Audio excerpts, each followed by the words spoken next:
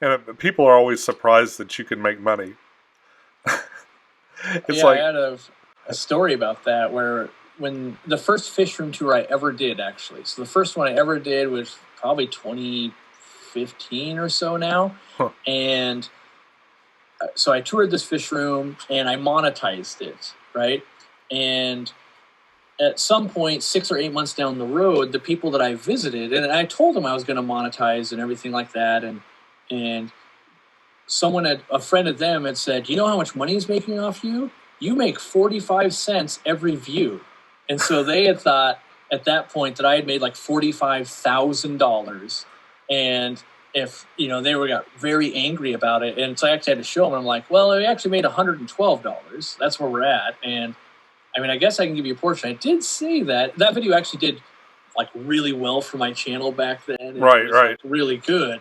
And it totally killed it when they were like, you have to turn off all advertising. And really, I didn't have to, but I don't want to make enemies. They're local people and everything. And so I did. And it totally killed the video. And the funny part was they had a fish business that was selling fish and they were getting tons of sales from it. And then all the sales dried up. And I was like, well, yeah, YouTube Crew doesn't promote anymore because I don't make my 1/100th of a cent when someone watches. You guys were the ones making the fish order. Yeah.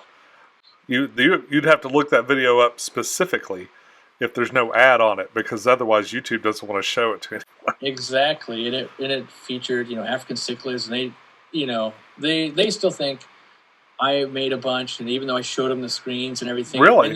the weird part is I did the fish room because I admired what they did. We were in the same fish club, and we were all friends. And from that point, even after the proof, it was kind of a can't go back situation. Like they had called me out so hard, and I showed them the proof that like it's created this natural diversion, or like we just parted ways, which was unfortunate because they were very gifted breeders and it was good content and all of that. It should have worked out, but maybe it was me being too green or something like that. I don't know. Didn't set expectations right. But everything since then, very upfront, like I will earn money, but now it kind of offsets like, well, I'd spend thousands of dollars to fly here, so this will help recoup some of that. Like rare is it that a video will make enough to even cover the expense that we put into it, where we make our money off of just selling stuff online, obviously. Yeah, I think what I've discovered from talking to a lot of people that have been successful and are able to make a living, talking about fish on the internet, they've really diversified their income into a number of different streams, and I think that's true with kind of any business that you're in. Yeah.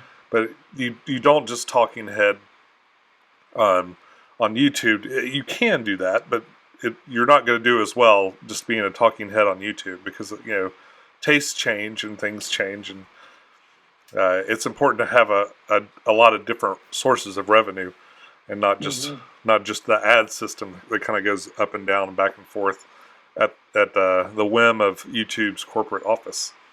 Oh, yeah. Thank you so much for watching this brief excerpt from the Water Change Companion. The full version of this will be available at the end of the week. See you then.